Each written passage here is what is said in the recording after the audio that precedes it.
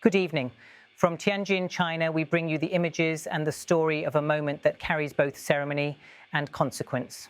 Indian Prime Minister Narendra Modi has just arrived in the northern port city, touching down a day before the Shanghai Cooperation Organisation summit convenes. The gathering, beginning tomorrow and continuing into Monday, is expected to bring together leaders from more than 20 countries, a show of regional diplomacy that has the potential to influence global discussions on security, trade and balance of power. As Air India One rolled to a stop on the tarmac, the anticipation was clear. On your screen, we see Prime Minister Modi descend the stairs of his aircraft. It is a symbolic moment, the leader of the world's most populous nation stepping into a city that has become the latest stage for China's international diplomacy.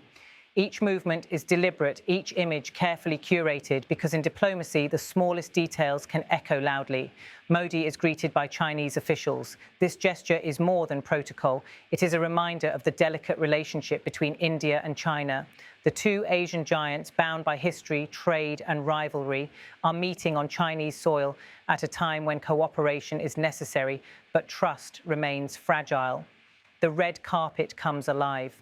Modi walks past rows of dancers performing a traditional welcome ceremony. The choreography is vibrant, but beneath the surface lies a subtler message.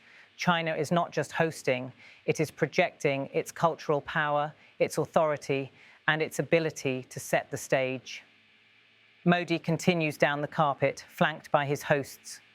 He moves past dancers and officials, combining ceremony with diplomacy. What may appear to viewers as a simple welcome is, in fact, a theatre of international relations. Every handshake, every step, every smile contributing to a narrative that is meant to be seen not just in Tianjin, but across the world. This visit comes at a critical time. The Shanghai Cooperation Organisation, the SCO, is no ordinary forum. Founded in 2001, it now includes China, India, Russia, Pakistan, Iran, Kazakhstan, Kyrgyzstan, Tajikistan, Uzbekistan, and Belarus. 16 other nations join as observers or dialogue partners, making it one of the largest regional groupings on the planet. It stretches from the Pacific coast to the heart of Europe, encompassing half of humanity and vast corridors of energy and commerce. For India, the stakes are high. Prime Minister Modi arrives not just as a guest, but as a pivotal player. The SCO gives India an opportunity to engage on issues of security and connectivity in Central Asia, to strengthen its ties with Moscow, to voice its positions before Beijing, and to signal its influence in a crowded diplomatic arena. At the same time, it obliges India to sit at the table with its rivals, above all China and Pakistan, countries with whom tensions remain unresolved and sharp. The timing adds to the drama. Just days from now, Beijing will host a massive military parade, marking 80 years since the end of World War II. Tanks, missiles and soldiers will roll through the capital streets in a display of strength and memory. Holding the SCO summit in Tianjin immediately before that parade is no coincidence. It allows China to underline its leadership role in Eurasia, while linking diplomacy with history, soft power with hard power. For Russia, represented here by President Vladimir Putin, the summit is another chance to resist diplomatic isolation. Since the Ukraine war, Moscow has turned eastward, deepening its reliance on partners in Asia. The SCO provides that platform. For Iran, newly a full member, the summit is recognition of its regional importance, an arena where it can push its agenda free from Western frameworks. For the Central Asian states, the SCO remains a vital security cushion, a forum where their concerns about terrorism, separatism and extremism can be heard alongside discussions of trade, infrastructure and digital networks. For India, Prime Minister Modi embodies a strategy that has been called multi-alignment. Unlike the Cold War policy of non-alignment, multi-alignment seeks to maintain relations on all fronts, engaging the United States and the Quad on one side, while participating in the SCO and BRICS on the other.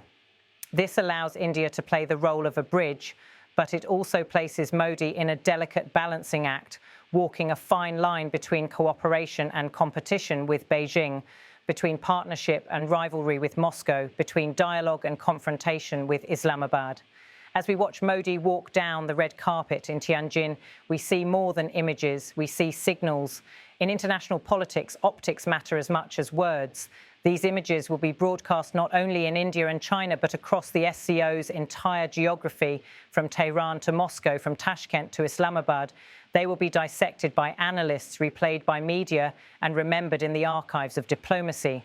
The world beyond this summit is restless. The war in Ukraine has fractured relations between Russia and the West. The conflict in Gaza has ignited divisions that spill over into forums like the United Nations. The Taiwan Strait remains tense. The South China Sea is contested. Energy politics have been redrawn, supply chains disrupted, and inflation pressures mounting. Within this storm, the SCO summit in Tianjin may seem like a routine meeting. But for the leaders attending, it is a chance to showcase alternatives to Western-led institutions, to forge new alliances, and to demonstrate that the global centre of gravity is tilting eastward. Prime Minister Modi's arrival underscores India's determination not to be left out of this tilt. For New Delhi, participating in the SCO is both pragmatic and strategic. It keeps India engaged with its neighbourhood, it strengthens its hand in Central Asia, and it offers leverage in dialogues with Washington and Brussels. Modi's message is clear. India will sit at every table, speak in every forum, and position itself as both a partner and a power in its own right.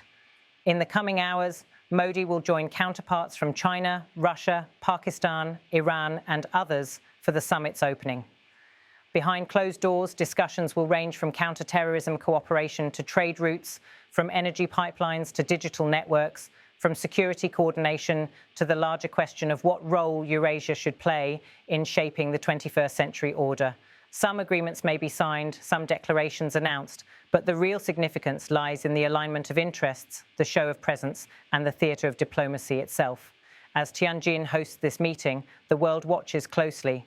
Will the SCO prove capable of bridging divides, or will it expose them further? Can this bloc of nations, with their divergent interests and rivalries, truly find common ground on stability, trade and security? Or will it remain, as skeptics say, more of a symbolic stage than a decision-making engine? For now, one thing is certain. Prime Minister Modi has arrived, the red carpet has been rolled out, and the Shanghai Cooperation Organisation summit has begun its latest chapter.